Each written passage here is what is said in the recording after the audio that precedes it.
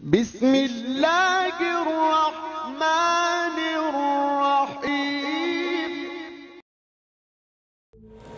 اعوذ باللہ من الشیطان الرجیم بسم اللہ الرحمن الرحیم السلام علیکم ورحمۃ اللہ وبرکاتہ۔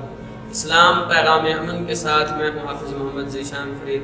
آج کی اس ویڈیو میں آپ سامعین کو حضرت شیخ سعدی شرازی رحمۃ اللہ علیہ کی حکایات سعدی میں سے حکایت نمبر 12 سناؤں گا، جس کا موضوع ہے سرکہ اور حلوہ۔ حضرت شیخ سعدی رحمۃ اللہ علیہ فرماتے ہیں کہ ایک حاجی صاحب نے مجھ سے ناراض ہونے کے بعد مجھے کتا کہہ دیا۔ کچھ دن گزرے تو انہوں نے ہاتھی کے دانت کا بنا ہوا کنگھا بطور تحفۃ مجھے بھیجا۔ حضرت شیخ سعدی رحمۃ اللہ علیہ فرماتے ہیں کہ میں اپنے متعلق ان کی بات بھولا نہیں تھا، تو جب انہوں نے مجھے یہ تحفہ دیا تو میں نے ان کے سامنے ان کا تحفہ زمین پر پھینکا اور کہا کہ آپ مجھے کتا سمجھتے ہیں اور یہ کنگھا بطور ہڈی عنایت کرتے ہیں۔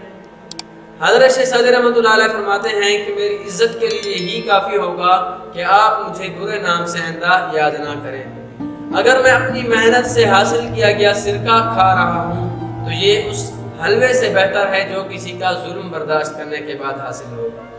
فرماتے ہیں جو شخص تھوڑے پر کانے ہو، تھوڑے پر قناعت کرنے والا ہو، اس کے سامنے بادشاہ اور درویش ایک جیسے ہوتے ہیں۔